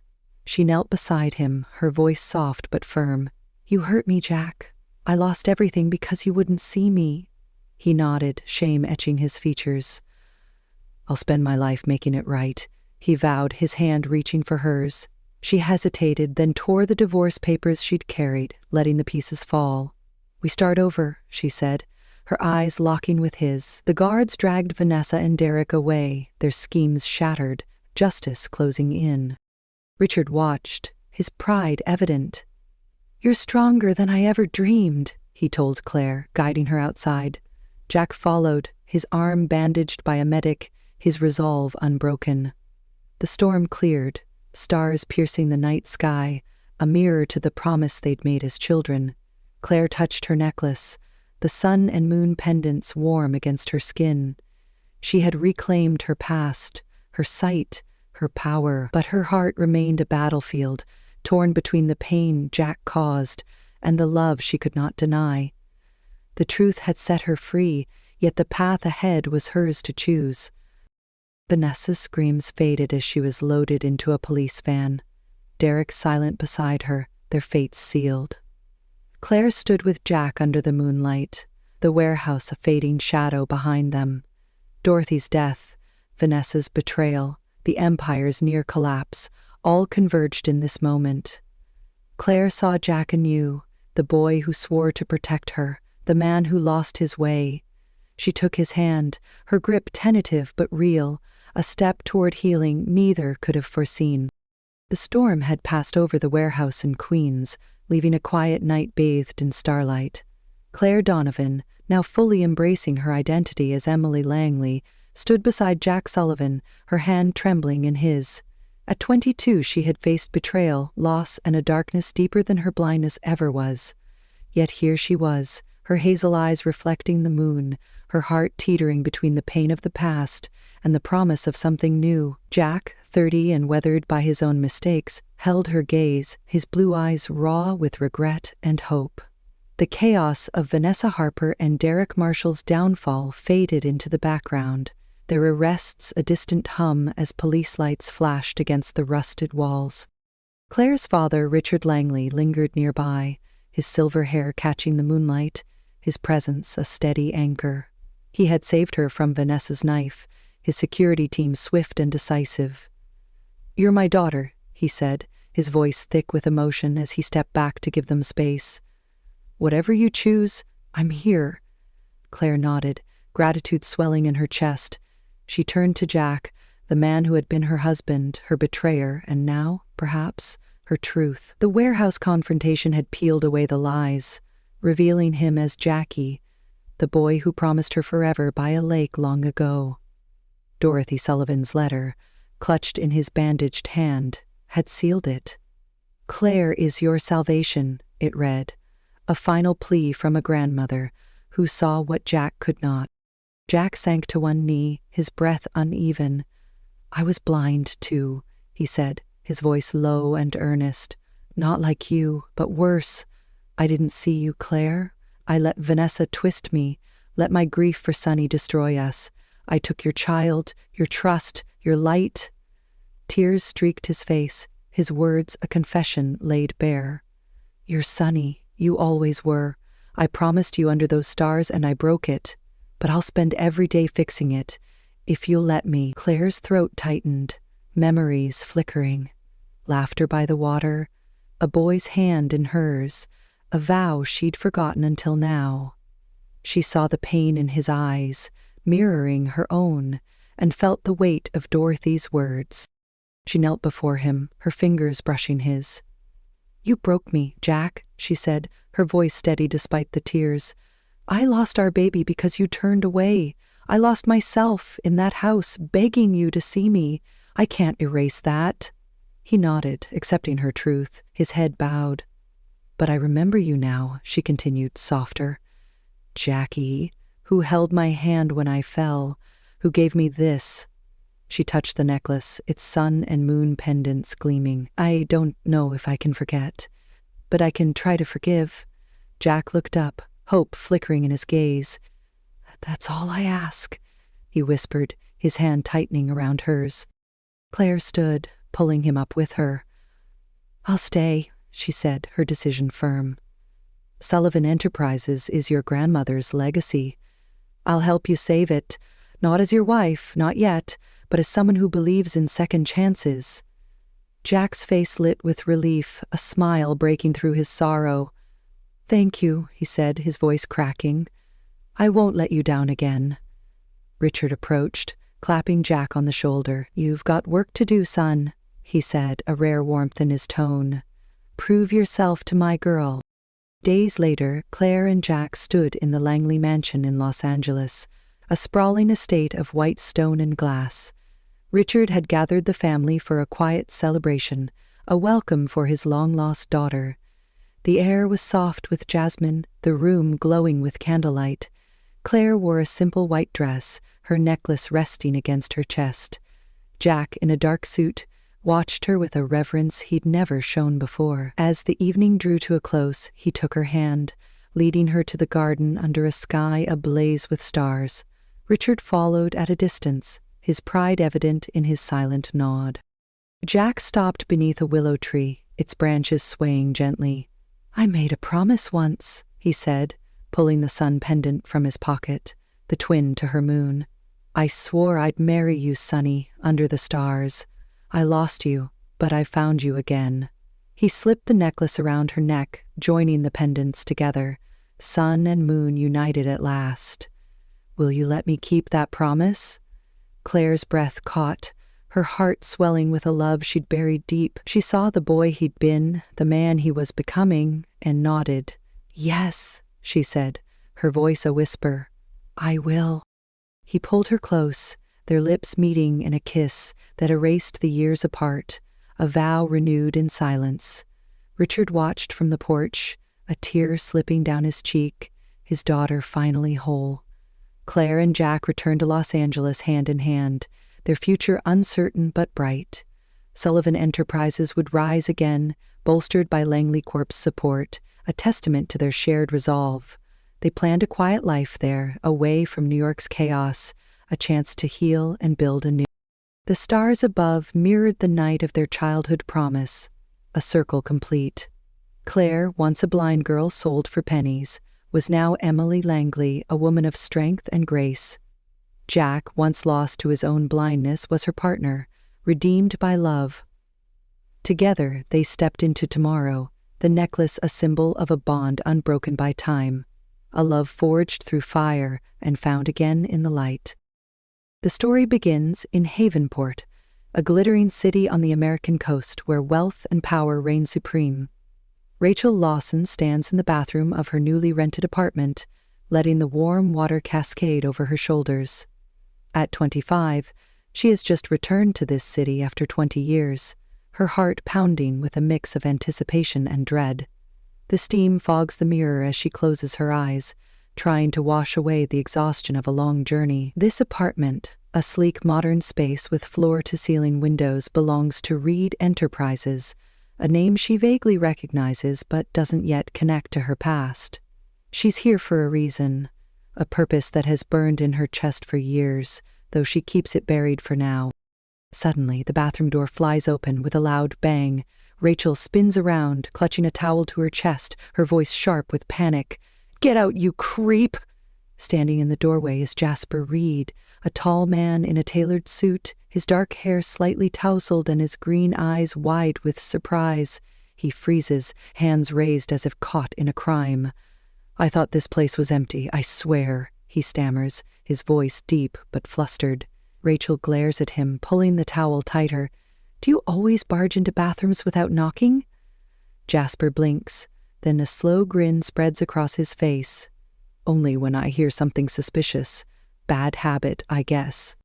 Rachel's cheeks flush with embarrassment and anger, but before she can fire back, Jasper steps into the room, his demeanor shifting from awkward to alert. "Wait, stay there," he says, peering past her toward the open window.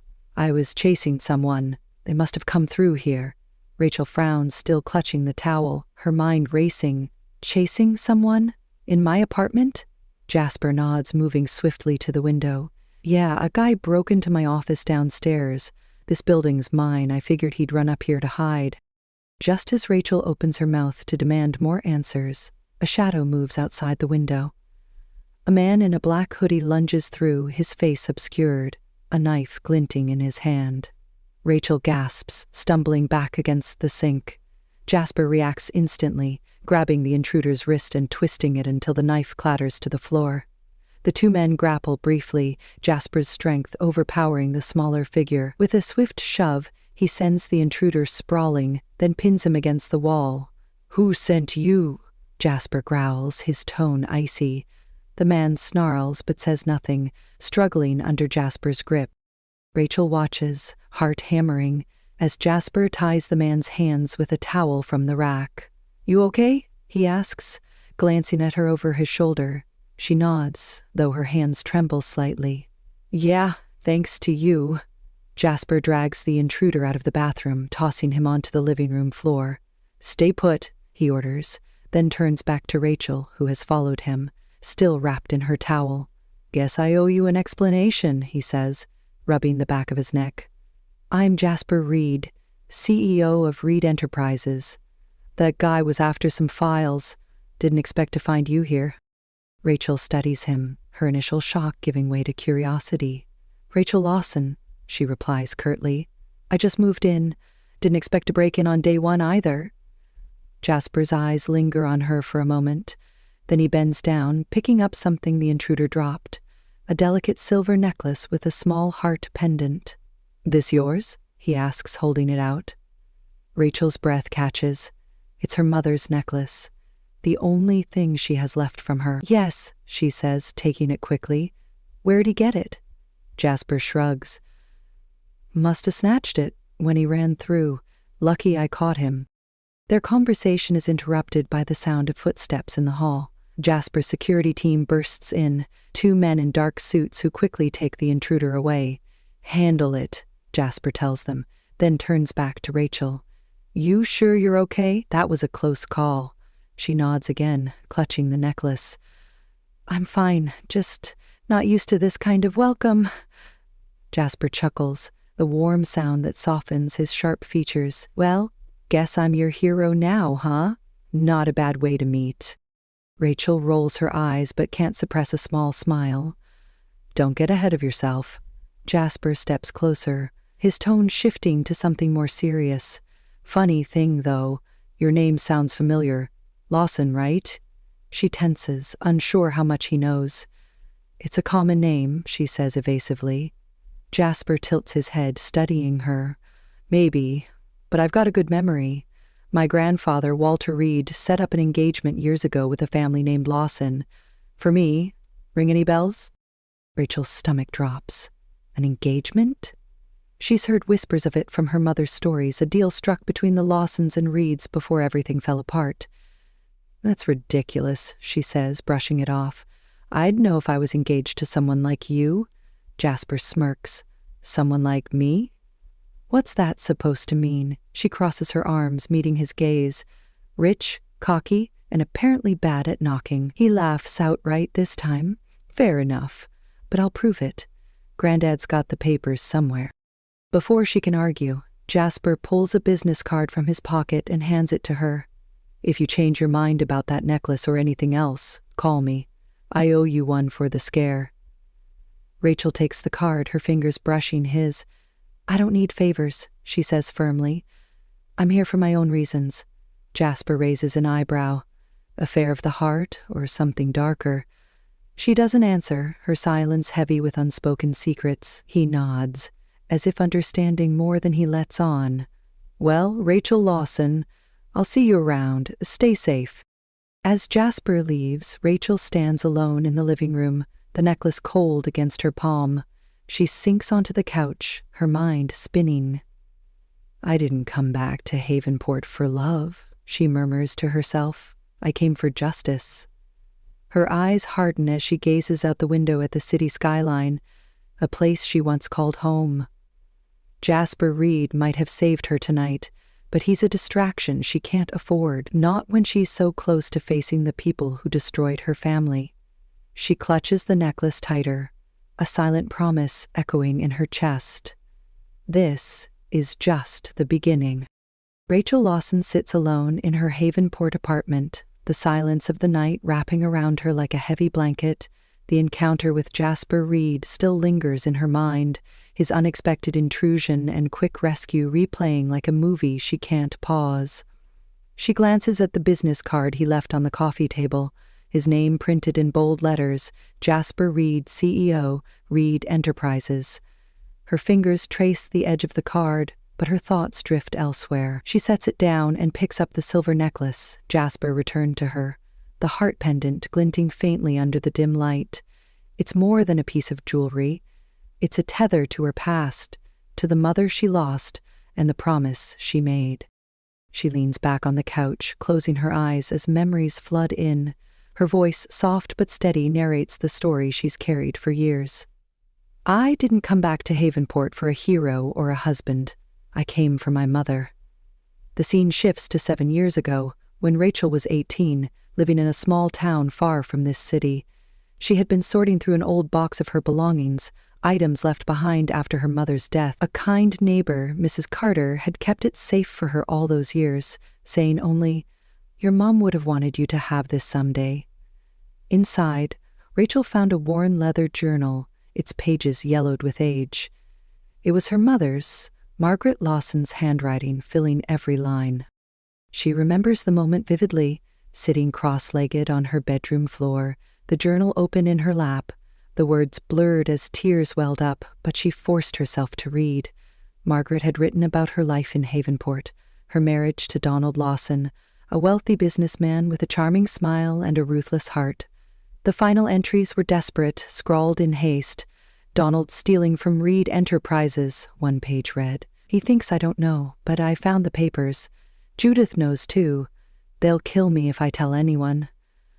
The last line was unfinished, a shaky plea. If anything happens to me, protect Rachel. That night, Rachel cried until her throat ached, clutching the journal like it was her mother's hand.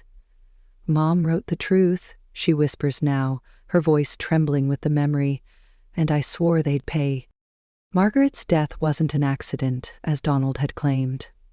The official story was that she drowned during a storm near their beach house, a tragic mishap no one questioned. But the journal told a different tale. Donald and his new wife, Judith Pierce, had beaten Margaret senseless after she threatened to expose his crimes. They staged the drowning, and Donald's connections with the local police buried the case. Rachel was only 5 when it happened, too young to understand or remember clearly. She had been sent to live with distant relatives, then bounced between homes until Mrs. Carter took her in. The journal was the missing piece, the spark that turned her grief into a burning need for justice. Back in the present, Rachel opens her eyes, her grip tightening on the necklace. "I was 18 when I found out," she says to the empty room. Old enough to know what they did, young enough to dream of making it right. For 7 years she planned her return, working odd jobs to save money, studying Havenport from afar. She learned about Donald's rise to power, his real estate empire built on lies and stolen funds. She read about Judith, his cunning second wife, and their daughter Holly, a spoiled heiress who idolized her father. Now, at 25, Rachel is ready. "I lost my mother," she murmurs, standing up and walking to the window. "But they're going to lose everything." The next day, Rachel drives through Havenport's gleaming streets, her hands steady on the wheel. The city is a maze of glass towers and manicured parks, a playground for the rich. She pulls up to the Lawson estate, a sprawling mansion perched on a cliff overlooking the ocean. The iron gates swing open, and she steps out, her dark hair catching the breeze. This is where it happened, where her mother took her last breath. Her stomach twists, but she squares her shoulders and walks to the front door. Donald Lawson answers, a broad grin spreading across his weathered face. At 55, he's still imposing, with silver hair and a suit that screams money. "Rachel," he exclaims, arms outstretched as if welcoming a prodigal child. "My long-lost daughter back at last." His voice is warm, but his eyes are cold, calculating. Rachel forces a smile, stepping into his embrace. "Good to see you too, Dad," she says, the word tasting bitter on her tongue. Judith appears behind him, her blonde hair pulled into a tight bun, her smile as fake as the pearls around her neck. "We've missed you," she says, her tone dripping with insincerity. Rachel nods. "Sure you have." They lead her into the grand foyer, marble floors echoing under their footsteps. Holly Lawson descends the winding staircase, her heels clicking sharply. At 22, she's a mirror of Judith, all sharp cheekbones and sharper attitude. She stops halfway down, crossing her arms. "So, you're the famous Rachel," she says, smirking. "Back to claim Dad's fortune? Dream on." Rachel meets her gaze, unflinching. "I'm not here for money, Holly. I'm here for something you can't buy." Holly laughs, a short, mocking sound. "What, love? Good luck with that." Donald claps his hands, breaking the tension. "Enough, girls, let's sit down, catch up." They move to the living room, a cavernous space with plush sofas and a view of the ocean. Rachel sits across from them, her posture stiff. "So, Rachel," Donald begins, leaning back with a glass of scotch, "what brings you back after all these years?" She takes a slow breath, choosing her words. "I wanted to see my family," she says, her voice steady. "See how you've been?" Judith tilts her head, studying her. "How sweet. And where have you been hiding?" Rachel shrugs. "Around. Small towns, mostly. Kept to myself." Holly snorts, twirling a strand of hair. "Sounds boring. Bet you're here to spice things up." Rachel smiles faintly, letting the barb slide. "Something like that." Donald sets his glass down, his expression shifting to something harder. "Well, you're welcome here. Family's family, right?" Rachel nods, but her mind is elsewhere, replaying Margaret's words from the journal. "They'll kill me if I tell." She looks at Donald, at the man who took her mother away, and feels a fire ignite in her chest. "Yeah," she says softly. "Family's everything." As she drives back to her apartment that evening, Rachel's hands tremble on the wheel, not from fear, but from resolve. The Lawsons think she's a lost girl coming home. They have no idea she's a storm waiting to break. She parks and steps out, gazing up at the city lights. Jasper Reed's card is still in her pocket, a reminder of their strange meeting. She doesn't need his help, not yet.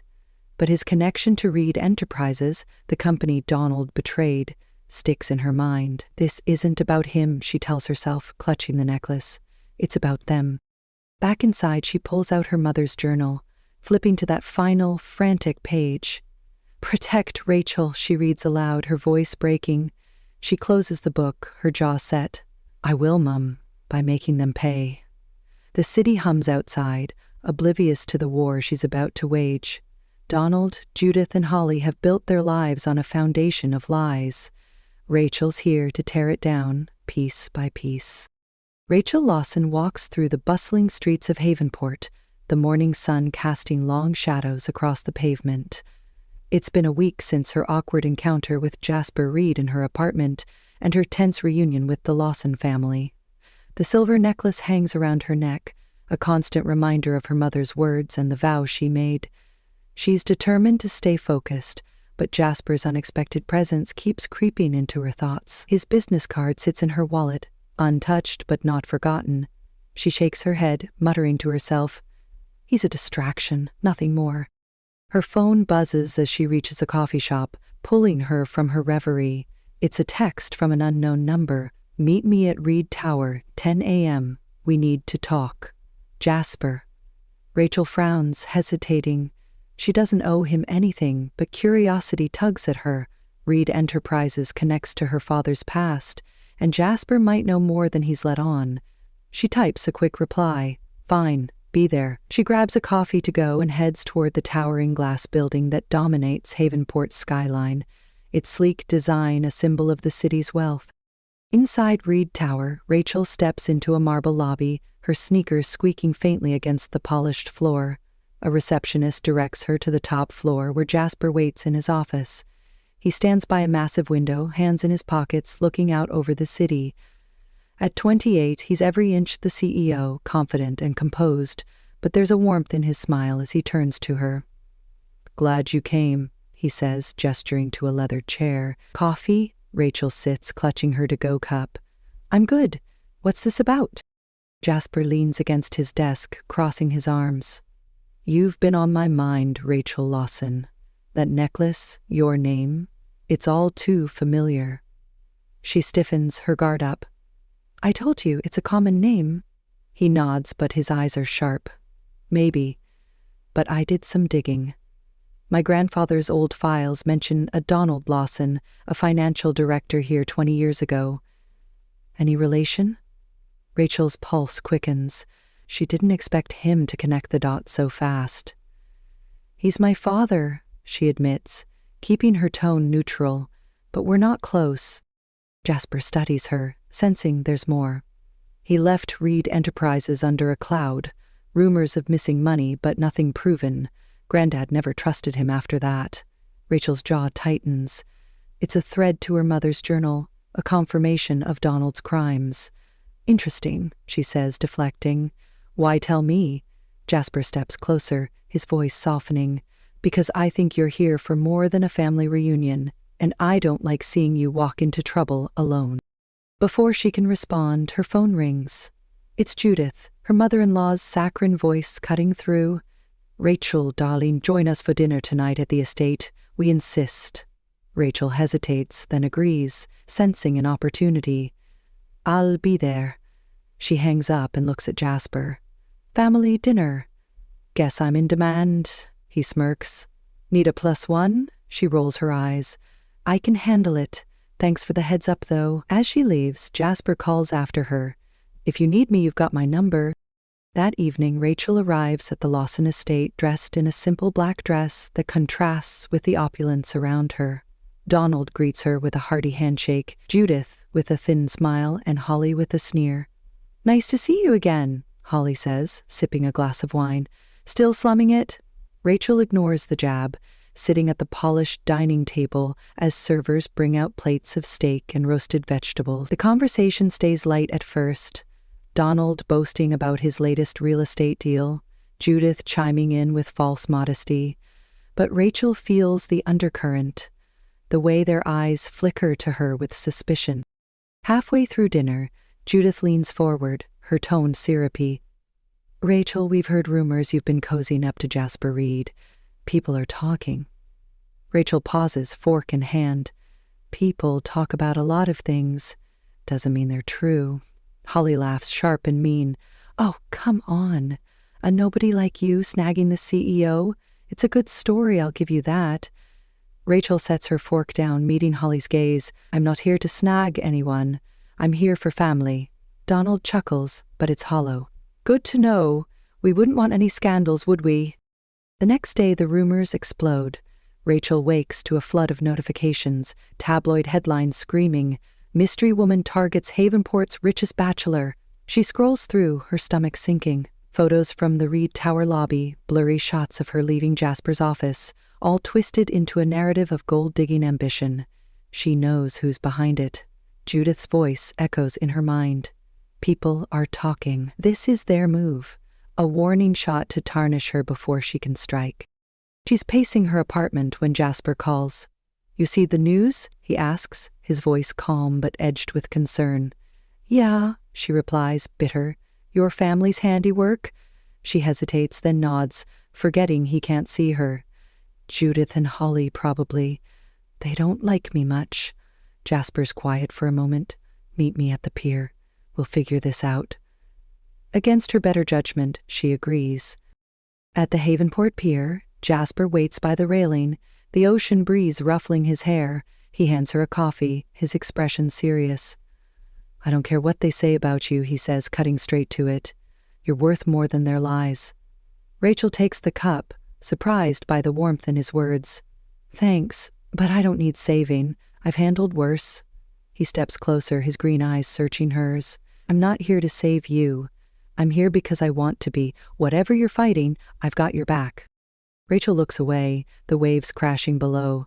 She's spent years building walls, but Jasper's persistence chips at them. Why do you care? She asks, almost a whisper. He shrugs, a half-smile tugging at his lips. Maybe I see something in you. Maybe I just hate bullies. Pick one. She can't help but smile back, a crack in her armor. You're stubborn, you know that? He grins. Takes one to know one. Their moment is interrupted by a call from an unknown number. Rachel answers, and a distorted voice hisses, Stay away from Jasper or you'll regret it. The line goes dead. She stares at the phone, her pulse racing. Who was that? Jasper asks, his brow furrowing. A threat, she says, pocketing it. Judith's getting creative. Jasper's jaw tightens. Let me handle it. She shakes her head. No, this is my fight.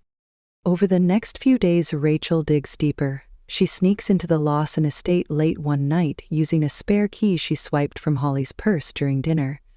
In Donald's study, she finds a locked drawer. With a hairpin, she pries it open, revealing old financial records from Reed Enterprises, marked with Donald's initials. Her heart pounds as she records Judith's voice on her phone, catching a heated argument through the door. If Rachel keeps snooping, we're done, Judith snaps. Those Reed files could ruin us. Rachel slips out, evidence in hand, and confronts Judith the next day. I've got a recording, she says, holding up her phone. One wrong move and it's front-page news. Judith pales, but her smile returns, icy and controlled. You're playing a dangerous game, Rachel. Rachel steps closer, unflinching. I learned from the best. That night, Jasper shows up at her apartment unannounced, a determined look on his face. I'm taking you to the gala tomorrow, he says. Reed Enterprises event. Show them you're not scared. She hesitates, then nods. Fine, but no funny business. At the gala, Havenport's elite fill the ballroom, chandeliers casting golden light over tailored suits and shimmering gowns. Rachel wears a deep blue dress, her necklace gleaming against her collarbone. Jasper stays close, his hand brushing hers as they mingle. The rumors still swirl, but he shuts them down with a single glare. Near the end of the night, he pulls her onto a balcony, the city sprawling below. Marry me, Rachel, he says, his voice low and earnest. Let me stand by you, whatever happens. She freezes, her heart racing. Jasper, I can't, not until I'm free of them. He nods, undeterred. I'll wait, but I need you to know something. He pauses, his gaze intense. Donald worked for my family. I think he had a hand in my father's death, a car crash that wasn't an accident. Granddad never proved it, but I've always wondered. Rachel's breath catches. So we're fighting the same enemy? Jasper takes her hand, his touch firm. Looks like it. She pulls away, overwhelmed. I need time, she says, and he lets her go, watching her disappear into the crowd. Rachel Lawson stands in her Havenport apartment, staring at the phone in her hand. The recording of Judith Pierce's voice plays on a loop. If Rachel keeps snooping, we're done. Those Reed files could ruin us. It's been days since the gala, since Jasper Reed proposed and revealed their shared enemy in Donald Lawson. The weight of his words, the warmth of his hand linger in her mind, but she pushes them aside. Tonight is about justice, not love. She's spent weeks planning, gathering evidence from Donald's study, and now she's ready to strike. The Lawsons have underestimated her for the last time. She pulls out a sleek black dress from her closet, slipping it on with steady hands. The silver necklace from her mother, Margaret, rests against her chest, a talisman for what's to come. Jasper's business card sits on the table, and she hesitates before tucking it into her purse. This is my fight, she tells herself, but his offer to stand by her echoes in her ears. She shakes her head, grabs her keys, and heads out. Tonight, at the Serenity Hotel, she'll host a fake engagement party, a trap to expose the Lawsons to Havenport's elite.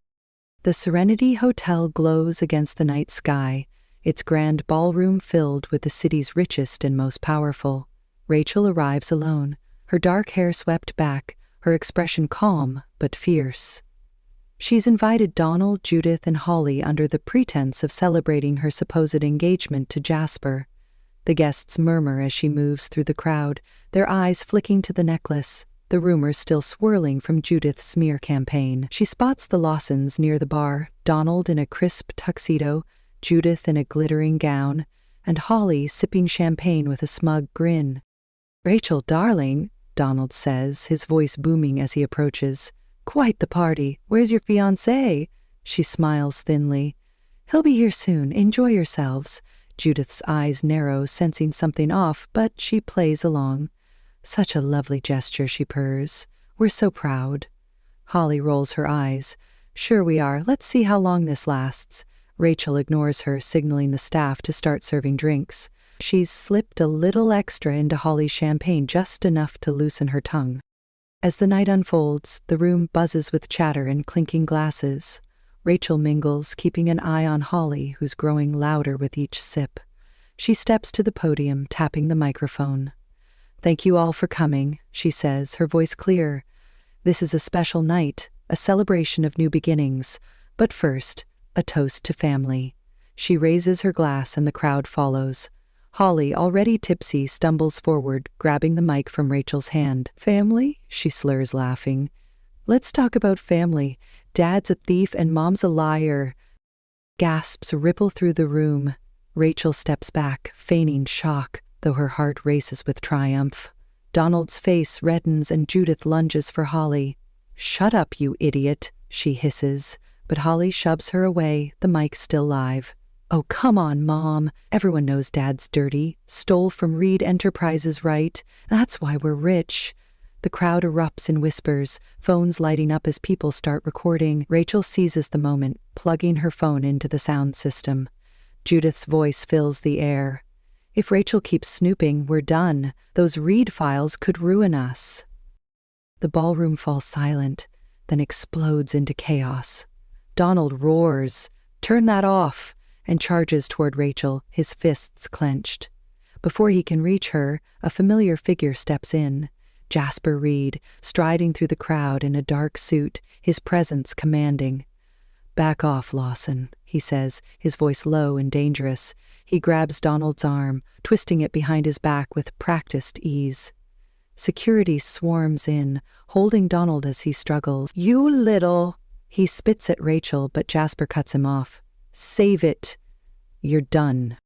Rachel meets Jasper's eyes, a mix of gratitude and surprise washing over her. "You didn't have to come," she says quietly. He shrugs, a faint smile tugging at his lips. "Couldn't let you face this alone." She nods, turning back to the crowd.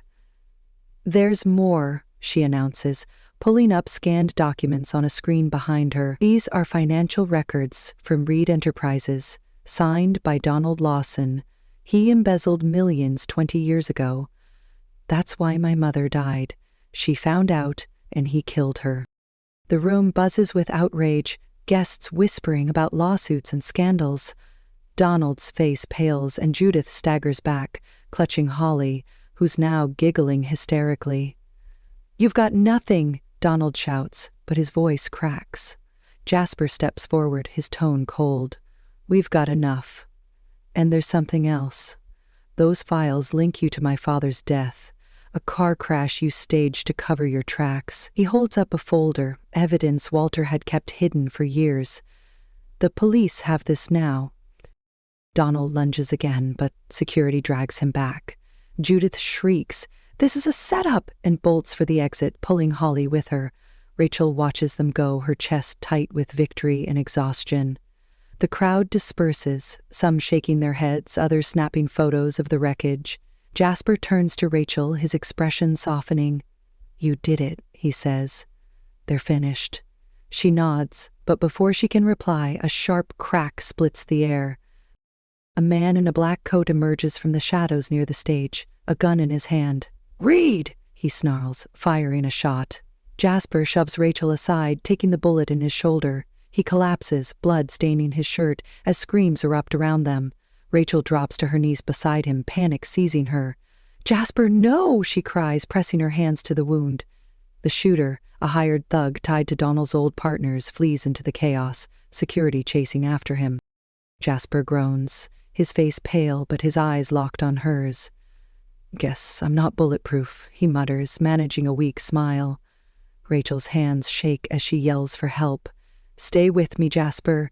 You're not dying on me." Guests call 911 and paramedics rush in, lifting him onto a stretcher. Rachel follows, her dress stained with his blood, her mind reeling. She climbs into the ambulance, gripping his hand as sirens wail. "You fought for me," she whispers, tears spilling down her cheeks. "I was wrong to push you away. Please hold on." At Havenport General, doctors wheel Jasper into surgery, leaving Rachel in the waiting room. She paces, her phone buzzing with updates. Donald's arrest is trending, Judith and Holly have vanished. But none of it matters now. She sinks into a chair, replaying every moment with Jasper, his stubborn support, his proposal, his sacrifice. "I can't lose him," she murmurs, burying her face in her hands. Hours drag by, the clock ticking past midnight. She's about to give up hope when a nurse approaches. "He's stable," she says. "You can see him soon." Relief floods Rachel, but it's short-lived. The doctor emerges, his expression grim. "He's out of surgery, but he's in a coma. The bullet hit close to his spine. We don't know when or if he'll wake up." Rachel's knees buckle, and she steadies herself against the wall. "He has to," she says, her voice breaking. She's led to his room where Jasper lies still, tubes and monitors surrounding him. She sits beside him, taking his hand. "I was wrong, Jasper," she says, her voice thick with emotion. "You fought for me when no one else did. Wake up, please." As dawn breaks, Rachel stays by his side, exhaustion warring with resolve. She's won her revenge, but the cost feels too high. Then a faint sound cuts through the silence.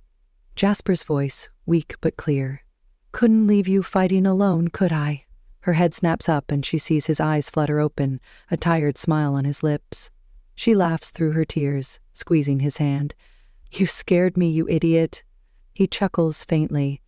"Worth it." Rachel Lawson sits by Jasper Reed's hospital bed in Havenport General, her hand clasped around his. The morning light filters through the blinds, casting soft stripes across his pale face. It's been hours since the chaos at the Serenity Hotel, where her plan to expose the Lawsons succeeded, only for Jasper to take a bullet meant for her. His words, weak but steady, still echo in her ears. "Couldn't leave you fighting alone." "Could I?" She brushes a strand of dark hair from his forehead, a shaky smile breaking through her exhaustion.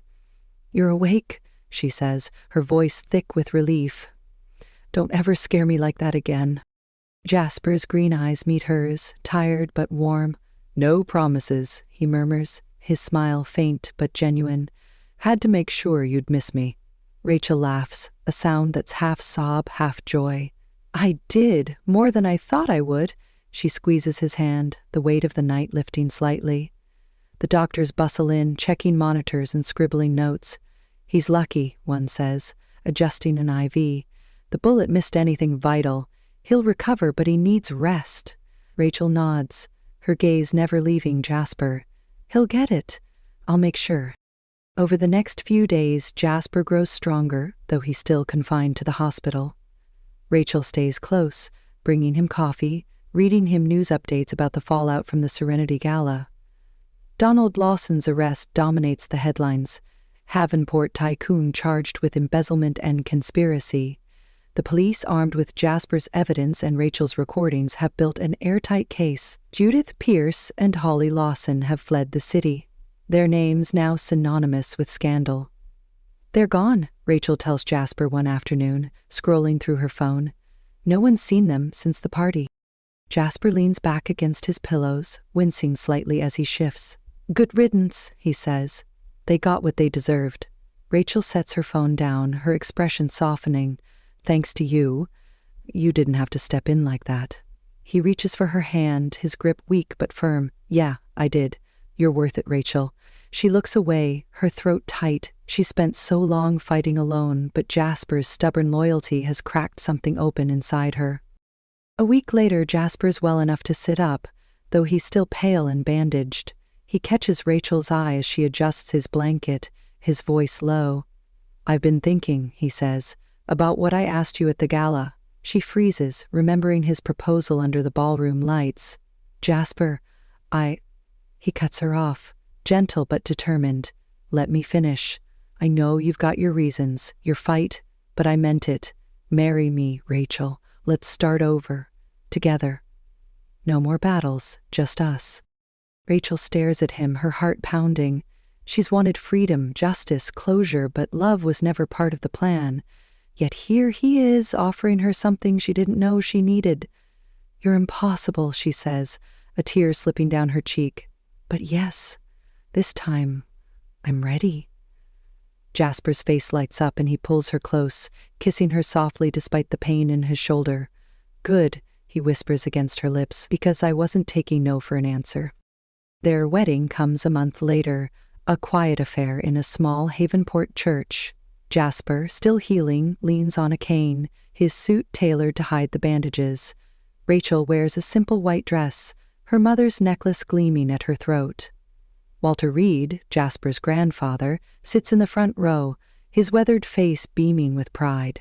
"You two were meant to find each other," he says during the ceremony, his voice gruff but warm. The guests, a handful of Jasper's closest friends and colleagues, cheer as they exchange vows. "I promise to stand by you," Jasper says, his eyes locked on hers. "Always." Rachel smiles, her voice steady. "And I promise to let you," she replies, a playful edge to her words. After the reception, they walk hand in hand to the cliffs overlooking Havenport's harbor, the same spot where Margaret Lawson lost her life. The wind tugs at Rachel's veil as she gazes out at the waves. "This is where it happened," she says quietly, "where they took her from me." Jasper wraps an arm around her, careful of his injury. "She'd be proud of you," he says. "You got justice." Rachel nods, resting her head against his chest. "I did, but I got more than that. I got you." Months pass and life settles into a new rhythm. Donald's trial ends with a guilty verdict, his empire crumbling as he's sentenced to decades behind bars. Judith and Holly remain fugitives, their lavish lives reduced to tabloid gossip. Rachel moves into Jasper's penthouse, a sprawling space with views of the city she once hated. She joins Reed Enterprises, not as a figurehead but as a partner, diving into the financial records Donald once manipulated. "You're good at this," Jasper tells her one evening, watching her pore over spreadsheets. "Better than me, maybe," she grins. "Don't get used to it. I'm just cleaning up his mess." Together, they rebuild the company, turning into something stronger, cleaner. Rachel's sharp mind catches errors Jasper misses, and his vision pushes them forward. They work late into the nights, laughing over takeout in his office, their partnership as solid as their love. "I came here to tear things down," she says one day, leaning back in her chair, "but we're building something instead." Jasper pulls her close, kissing her forehead. "That's what we do, we fix what's broken." A year after the wedding, they stand on the balcony of their penthouse, the city twinkling below. Rachel rests a hand on her stomach, a secret she's kept for a week. "Jasper," she says, turning to him, "there's something I need to tell you." He raises an eyebrow, sensing her nerves. "What's up?" She takes a breath, then smiles. "I'm pregnant." His face splits into a grin and he lifts her off her feet, spinning her gently despite her protests. "A kid? Our kid?" he laughs, setting her down. "Rachel, that's amazing." She nods, her eyes shining. "Yeah, a fresh start." Walter visits the next day, bringing a bottle of champagne he insists is for the future Reed. He claps Jasper on the back, then pulls Rachel into a hug. "You've brought this family back to life," he says, his voice rough with emotion. "Margaret will have loved you for it." Rachel smiles, touched. "I hope so." They toast to the future, the clink of glasses a quiet promise of better days. The story ends on a crisp afternoon, Rachel and Jasper walking along Havenport's beach, the same stretch where her mother's life ended. The waves crash gently, and Rachel stops, pulling the necklace from her neck. She holds it up, the heart pendant catching the sunlight. "This was hers," she says, her voice steady. "I carried it for so long, for her." Jasper watches, silent, as she steps to the water's edge. "I came here for revenge," she continues, looking out at the horizon. "But I found love instead." She lets the necklace slip from her fingers, watching it sink into the waves. It's not a loss, but a release. Jasper takes her hand, pulling her close. "You're free now," he says softly. She nods, resting against him. "Yeah, free to be us." They turn back toward the shore, their shadows stretching long across the sand. Rachel whispers to the wind, "This is for you, Mom. I'm finally home." The camera pans out, Havenport glowing in the distance, a city of secrets and second chances. Rachel and Jasper walk on, hand in hand, their future unfolding with every step.